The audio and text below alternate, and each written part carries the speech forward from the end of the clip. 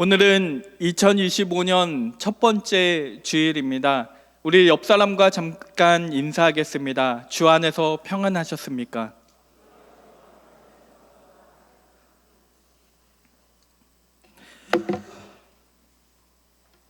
이 최근에 나온 영화 중에 완벽한 타인이라는 영화가 있습니다. 보신 분도 계실 거고 못 보신 분도 계실 텐데, 이 영화의 내용은 굉장히 간단한 내용으로 이루어져 있습니다.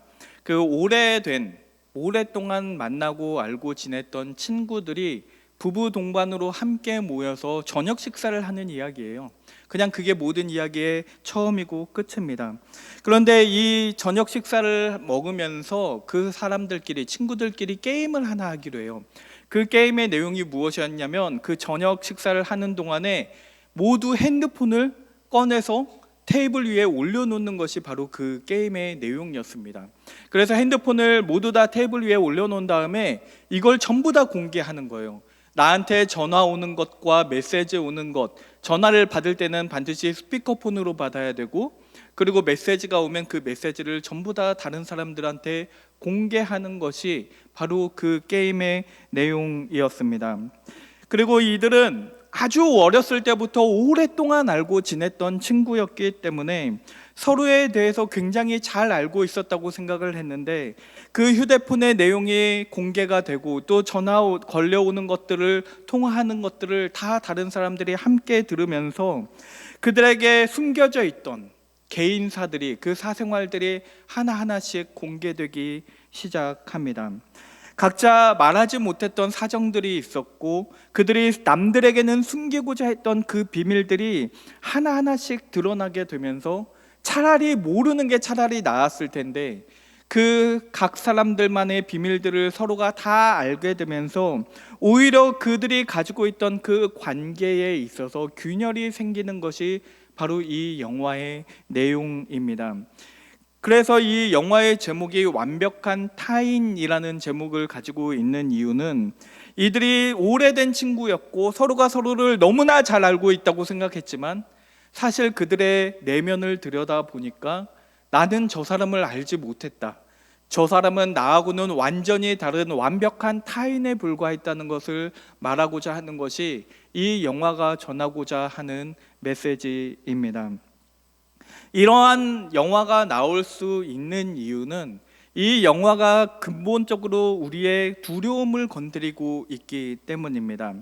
모든 사람은요, 타인 앞에서, 다른 사람들 앞에서 있을 때의 나의 모습과 나 혼자 있을 때의 나의 모습은 서로 다를 수밖에는 없습니다. 그런데 나의 이 혼자 있을 때 나의 모습, 나의 진짜 모습이 다른 사람들에게 보여졌을 때, 나의 사생활이나 나의 비밀들이 모든 사람들이 보게 되었을 때 오게 되는 그 공개되는 것에 대한 두려움, 그것에 대한 나의 수치심과 부끄러움 같은 것들을 다 근본적으로 가지고 있기 때문에, 그 근본적인 두려움을 건드리고 있는 것이 바로 이 영화입니다. 오늘 시편 139편의 말씀은 그래서 우리를 굉장히 두렵게 만드는 말씀이기도 합니다.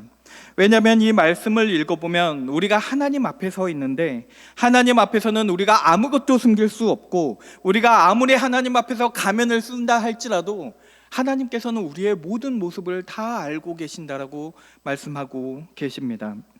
오늘 시편 139편 7절에서 8절 말씀을 보면 이렇게 말씀을 하십니다. 내가 주의 영을 떠나 어디로 가며 주의 앞에서 어디로 피하리이까? 내가 하늘에 올라갈지라도 거기 계시며 스올에 내 자리를 펼지라도 거기 계시다, 이렇게 말씀하고 계십니다.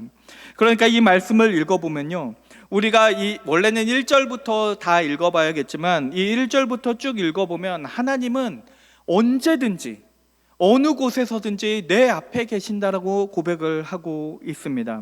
내가 가장 높은 하늘에 올라가 있을지라도 거기에도 하나님 앞에 있는 것이며, 내가 가장 낮은 곳에, 가장 아래에 수올까지 내려간다고 해도 거기에도 하나님이 계실 것이라고 말을 하고 있습니다. 그러니까 하나님께서는 어디에나 편재해 계시기 때문에 내가 어디를 가든 어느 곳에 있든지 내가 하나님 앞에 서 있을 수밖에는 없다고 말하는 것입니다. 그리고 9절 말씀으로 넘어가면 이렇게 말해요. 내가 새벽 날개를 치며 바다 끝에 가서 거주할지라도. 그러니까 나는 항상 하나님 앞에 있을 수밖에는 없다는 겁니다. 여기에서 새벽 날개를 친다라고 이렇게 되어 있는데, 이 말씀을 보면 새벽 날개를 내가 취했다라는 말이 됩니다. 그러니까 내가 새벽의 빛이, 동이 터오를 때 그 빛이 얼마나 빠르게 세상 끝까지 날아가는지 몰라요. 그런데 내가 그 빛에 그 날개를 입고 세상 끝까지 간다고 할지라도, 그래도 거기에 가도 하나님이 계신다라고 말씀하고 있는 겁니다. 그러니까 우리는 가장 높은 곳에 가도, 가장 낮은 곳에 가도, 그리고 세상 끝까지 간다고 할지라도 하나님의 임재와 그 현존 앞에서 벗어날 수 없다라고 말하고 있는 것이 오늘 시편 139편의 말씀입니다. 그러니까 내가 어느 곳에 가든지 나는 항상 하나님 앞에 있기 때문에 아무것도 숨길 수 없다라는 이 고백이 바로 우리가 흔히 말하는 코람데오라고 말하는 정신입니다. 많은 분들이 이 표현에 대해서 익숙하실 거예요. 코람데오라는 말을 한 번쯤 들어보신 분들이 많이 계실지 모릅니다. 이 코람데오라는 말은 라틴어로 된 말이에요. 헬라어나 히브리어가 아니라 라틴어로 된 말인데, 이 코람이라는 것은 무엇 앞에라는 전치사이고, 그리고 데오라는 것은 데우스 하나님을 의미하기 때문에 하나님 앞에 있는, 우리가 늘 하나님 앞에 있다는 것을 말할 때 우리가 코람데오라고 그렇게 말합니다. 그러니까 이 코람데오라는 것은 우리가 하나님을 경외하게 만드는 것이고, 우리로 하여금 하나님을 두려워할 수밖에는 없게 만드는 것이기도 합니다. 왜냐하면 우리가 지금 이 자리에 우리가 하나님 앞에 서 있다는 것을 우리가 생각을 한다면, 우리는 무엇을 하든지, 우리가 무슨 생각을 하든지 우리는 두려워할 수밖에 없어요. 하나님께서는 우리의 생각까지도, 모든 생각까지도 감찰하신다고 말씀을 하셨으니까 우리는 하나님 앞에 서 있을 때 두려워할 수밖에는 없습니다. 물론 이 코람데오의 이 정신은 우리로 하여금 우리가 늘 하나님 앞에 서 있는 것을 의식하고 살아가는 것이기 때문에 우리가 경건하고 거룩하며 정결하게 살아가야 한다는 우리의 원동력이 되어주는 그런 신학적 개념이기도 합니다. 그런데 이 코람데오의 정신은 단순히 우리가 거룩하게 살아가야 한다는 것을 넘어서서 이 하나님에 대한 그 심판에 대한 두려움을 함께 포함하고 있는 개념입니다. 왜냐하면 내가 지금 여기에서 하나님 앞에 서 있다면, 내가 정말로 그거를 믿고 있다면 내가 언젠가 진짜로 하나님 앞에 서게 될 것이라는 것을 우리가 믿을 수밖에는 없기 때문입니다. 그러니까 내가 지금 여기에 하나님 앞에서 서 있을 뿐만 아니라 내가 진짜 하나님 앞에 언젠가는 설 것이기 때문에, 그렇기 때문에 나는 하나님의 심판 앞에서 자유로울 수 없다는 것이 바로 코람데오가 전하고 있는 정신입니다. 히브리서 4장 13절 말씀을 보면 이 코람데오의 정신을 잘 설명하고 있는데, 지으신 것이 하나도 그 앞에 나타나지 않음이 없고 우리의 결산을 받으실 이의 눈앞에 만물이 벌거벗은 것 같이 드러나느니라 라고 그렇게 말씀하고 계십니다. 그러니까 이 코람데오라는 것은 단순히 우리가 지금 현재 여기에서 하나님 앞에 서 있을 뿐만 아니라 우리가 언젠가는 하나님 앞에 섰을 때, 그때 나의 모든 것이 발가벗겨질 것이기 때문에 하나님 앞에서 내가 가진 것들, 내가 했던 행동들과 내가 했던 모든 생각들을 하나도 숨길 수 없기 때문에, 그렇기 때문에 우리가 늘 두려워하며 조심하면서 살아가야 한다는 것을 의미합니다. 그런데 많은 사람들이 이 코람데오의 이 두려운 측면, 우리가 하나님 앞에서 늘 두려워하고 경각심을 가지면서 살아가야 한다는 것을 매우 강조하면서도 이 코람데오의 다른 측면에 대해서는 간과하는 경우가 많이 있습니다. 이 코람데오라는 것은 우리가 늘 하나님 앞에 서 있기 때문에 우리가 두려움과 경각심을 가지면서 살아가야 한다는 것을 가르치고 있기는 하지만, 그렇지만 이 코람데오가 그것만을 말하고 있는 것이 아니라 궁극적으로 우리가 하나님 앞에 서 있기 때문에 우리가 하나님의 인도하심과 보호하심을 경험하면서 살아가고 있다는 것을 가르치는 것이기도 합니다.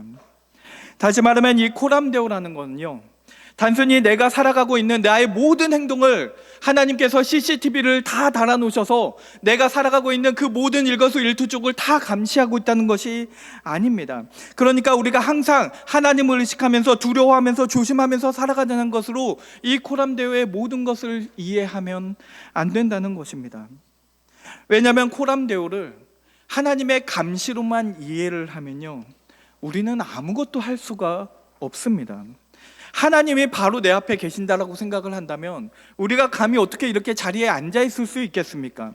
어떻게 하나님이 내 앞에 계신다라고 생각하면 집에 가서 내가 잠을 잘 수 있겠습니까? 하나님이 진짜 여러분 앞에 계시는데 여러분이 누워서 이불 덮고 주무실 수 있겠냐는 말입니다. 이 코람데오를 하나님께서 감시하시니까 나는 늘 두려움만 가지면서 살아가야 한다고 이해를 하면 오히려 율법적으로 살아갈 수밖에 없게 만듭니다. 우리가 늘 하나님 앞에서 율법적으로 살아갈 수밖에 없게 만들고 우리는 늘 두려움 가운데만 있게 만들 수 있다는 것입니다.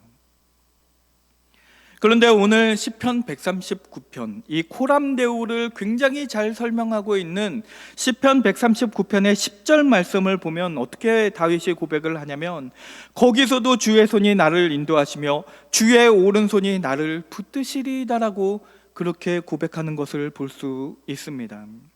그러니까 다윗이 고백했던 것이 무엇이냐면요, 나는 주님의 영을 떠나서 아무 데로도 갈 수가 없어요. 나는 항상 주 앞에 서 있기 때문에 어디로 피할 수 있겠습니까? 내가 하늘에 올라간다고 할지라도, 거기에 내가 간다고 할지라도 하나님 앞에 있을 수밖에는 없고, 내가 가장 낮은 곳에 스울에 내려갈지라도 나는 하나님 앞에 있을 수밖에는 없습니다. 내가 새벽 날개를 치면서 세상 끝까지 간다고 할지라도 나는 거기서도 하나님 앞에 있을 수밖에 없다라고 고백을 합니다. 그리고 나서 다윗이 고백하는 것이 무엇이냐면, 내가 어디 가든 하나님 앞에 있기 때문에 내가 두려워서 견딜 수 없습니다. 내가 도저히 살아갈 수가 없습니다라고 고백을 하지 않습니다. 그 다음에 다윗이 뭐라고 얘기를 하냐면, 하나님께서 내가 어디 가든 내가 하나님 앞에 서 있기 때문에, 내가 코람데오의 그 삶을 살아가고 있기 때문에 내가 어디로 가든지 하나님께서 나를 지켜주시고 보호하실 것이라고 그렇게 고백하고 있습니다. 다윗이 이렇게 고백할 수 있는 이유는 정말로 내가 하나님 앞에 있다면, 하나님께서 나의 모든 삶을 지켜보고 계신다면, 그렇다면 나의 행위와 나의 생각만 아시는 것이 아니라 나의 연약함까지도 다 아실 것이라고 믿기 때문입니다. 내가 항상 바르게 살아가서가 아니에요. 내가 항상 하나님께서 기뻐하시는 그런 생각만을 해서가 아닙니다. 나는 죄 가운데 있으면서도 나는 그 두려움에, 하나님 앞에 서 있을 때 두려움에만 빠져서 살아가지 않을 수 있는 이유는 내가 얼마나 그 죄를 극복하기 위해서 치열하게 살아가고 있는지, 내가 그 죄하고 싸우고 있는 그 분투함을 하나님께서 모두 다 보고 계실 것이라고 믿기 때문에, 그렇기 때문에 내가 하나님 주께서 나의 이 연약함을 지켜보신다면 나를 인도하시고 나를 붙들어 주십시오라고 그렇게 기도할 수 있게 되는 것입니다. 그러니까 이 코람데오라는 것은, 우리가 주님 앞에 서 있다라는 것은 단순히 우리에게 두려움만 주는 것이 아니라 그것을 넘어서서 우리에게 위로가 되는 그런 신학적 개념입니다. 우리가 아무도 알아주지 못하는 그 곳에서 일하고 있을지라도, 내가 아무도 알아주지 못하는 그 순간에 주님을 위하여 헌신을 하고 또 거룩하게 살아가고 있다면, 그 모든 순간과 그 모든 장소에서 주님이 나를 보실 것임을 믿기 때문에 우리는 거기에서 위로를 받을 수 있는 것입니다. 코람데오라는 것은 하나님께서 나를 늘 감시하고 있기 때문에 그 두려움과 그 압박 가운데서 살아가라는 말씀이 아니라, 도리어 늘 하나님 앞에 있기 때문에 그 하나님의 임재하심을 경험하면서 진정한 기쁨과 자유함을 누리라는 말씀입니다. 내가 어디에 있든지 하나님께서 나를 붙드시고 인도하실 것이기 때문에 나는 자유할 수밖에 없어요. 하나님께서 나를 보호해 주실 것이라고 믿기 때문에 내가 기쁘게 살아갈 수밖에는 없게 되는 것입니다. 결국 이 코람데오의 정신을 가지고 살아간다는 것은 나를 감시하시고 내가 언젠가 주 앞에 서서 하나님의 심판을 기다린다는 것을 넘어서서 오늘 10절 말씀에서 다윗이 고백했던 것처럼 거기서도 주의 손이 나를 인도하시며 주의 오른손이 나를 붙드시다라는 그 고백까지 나아가야 하는 것입니다. 이 다윗의 고백, 내가 코람데오 하나님 앞에 늘 서 있습니다라고 했던 이 고백은 다윗에게만 있었던 일이 아니라 우리가 구약 성경에서 너무나 잘 알고 있었던 다니엘에게서 아주 잘 볼 수 있는 개념입니다. 이 다니엘서를 읽어보면요, 한번 기회가 되시면 시간 나실 때 다니엘서 1장부터 펴시고, 이 다니엘서의 뒷부분은 묵시록이기 때문에 굉장히 어렵지만 이 앞부분에 여러분들이 너무 잘 아시는 이 다니엘과 세 친구 이야기 있잖아요. 그 앞부분의 그 이야기를 읽으면서 무엇 앞에서라는 말이 몇 번 등장하는지 한번 세보십시오. 엄청나게 많이 등장을 합니다. 무엇 앞에서라는 말이 계속해서 등장하는데, 무엇 앞에 있다고 나오냐면 왕 앞에서라는 말이 계속해서 나옵니다. 그러니까 다니엘과 이 세 친구들은 누구 앞에 서 있냐면요, 왕 앞에 서 있다는 것이 계속 나와요. 그들의 용모를 단장한 다음에 왕 앞에 나가서 그들이 왕 앞에 서서 이르되, 계속해서 그런 왕 앞에 서 있다는 것이 나옵니다. 이 코람데오가 명백하게 나오지는 않아요. 이 사람들이 이 세상의 왕 앞에 서 있다는 것이 나온 다음에 이 다니엘서를 통해서 말하고자 하는 것이 무엇이냐면, 그 다니엘은 왕 앞에 서 있음에도 불구하고 그들이 하나님 앞에서 서 있는 것처럼 그렇게 살아갔다는 것이 바로 다니엘서가 전하고자 하는 메시지입니다. 그래서 왕이 조서를 내려서 절하지 말라고 기도하는 것을 금지하는 그 명령을 내렸을 때에도 다니엘이 왕 앞에 서 있지 않아요. 다니엘은 늘 하나님 앞에 서 있기 때문에 누가 보든 말든, 왕이 명령을 내리든 말든 그는 하나님 앞에 서 있는 것처럼 그렇게 살아갑니다. 그는 늘 경건함을 유지해요. 하나님이 보고 계시니까. 보고 계시니까 그는 어디에 가든 어느 곳에 있든지 가서 매일 빠짐없이 3번씩 그렇게 하나님 앞에 기도를 드립니다. 그런데 이 다니엘서의 이야기가요, 그냥 여기에서 끝나는 게 아니에요. 다니엘이 늘 하나님 앞에 서 있기 때문에 늘 경건하게 살아갔고 늘 조심하게 살아갔습니다, 이걸로 끝나는 것이 아니라, 이 다니엘서가 궁극적으로 이 코람데오를 통해 말하고자 하는 것은, 그가 늘 하나님 앞에 서 있었기 때문에 그가 위기에 닥쳤을 때, 그가 풀무불에 던져졌을 때에도, 그가 사자굴에 던져졌을 때에도 그가 늘 주님 앞에 있었기 때문에 주께서 그를 보호하시고 그를 인도하셨다라는 것이 이 다니엘서가 궁극적으로 전하고자 하는 메시지입니다. 우리의 믿음과 우리의 신앙은 하나님을 두려워하는 것을 넘어서서 이제는 하나님을 나의 아바 아버지라고 부르고 하나님의 사랑과 은혜를 체험하는 것까지 나아가야만 합니다. 우리가 어떤 작은 일을 할 때도요, 항상 하나님 앞에 서 있다는 것을 의식하면서 살아갈 필요가 있습니다. 집에서 요리를 할 때도, 또 직장에서 일을 하고 교회에 나와서 예배를 드릴 때도, 심지어 내가 밤에 이불을 덮고 잠을 잘 때에도 나는 하나님 앞에 서 있다는 것을 늘 의식하면서 살아가야만 합니다. 그렇기 때문에 우리는 먹든지 마시든지 그 모든 일상을 하는 것 가운데 하나님의 영광을 위하여 살아갈 수밖에는 없는 것입니다. 누가 나를 보고 있느냐, 남들 앞에서의 나의 모습과 진짜 나의 모습이 다르냐 마냐는 그렇게 중요하지 않습니다. 항상 우리는 하나님 앞에 서 있기 때문에, 그렇기 때문에 나는 항상 일관성 있게 하나님 앞에 정직하고 정결하게 살아갈 수 있는 것입니다. 그런데 우리가 모든 일상 가운데 하나님의 임재를 의식하면서, 코람데오를 의식하면서 살아가는 이 말씀은 그것을 넘어서서 정말 나의 모든 삶 가운데 하나님의 임재하심을 경험하라는 말씀입니다. 하나님께서 우리를 누구보다도 더 잘 알고 계시기 때문에 나의 죄까지도 아시는 그 하나님께 나의 죄를 고백하고, 나의 연약함까지 아시는 그 하나님께 나의 죄를 용서해 달라고, 내가 이 죄와의 싸움에서 승리할 수 있게 해달라고 그렇게 기도할 수 있는 것입니다. 결국 이 코람데오라는 것은 우리가 하나님 앞에 서 있기 때문에 우리가 늘 정직하고 거룩하고 정결하게 살아가야 한다는 그 경건의 필요성을 이야기하는 것이지만, 동시에 그것을 넘어서서 우리가 언제나 어디서나 하나님께서 나를 보고 계시고 나를 지켜주실 것이라는 그 믿음까지 나아가는 그 은혜의 통로가 되는 것도 바로 코람데오입니다. 이제 2025년 한 해를 시작하시면서 여러분들이 늘 이 코람데오의 정신을 가지고 살아가시기 바랍니다. 우리가 늘 하나님 앞에 있기 때문에 하나님을 경외하고 하나님을 두려워하고 우리의 삶을 조심해야겠지만, 그렇지만 거기에서만 끝나는 것이 아니라 코람데오의 은혜를 체험하면서 살아가게 되시는 그런 새하늘교회 성도님들 되시기를 주의 이름으로 축원합니다. 우리 기도하겠습니다.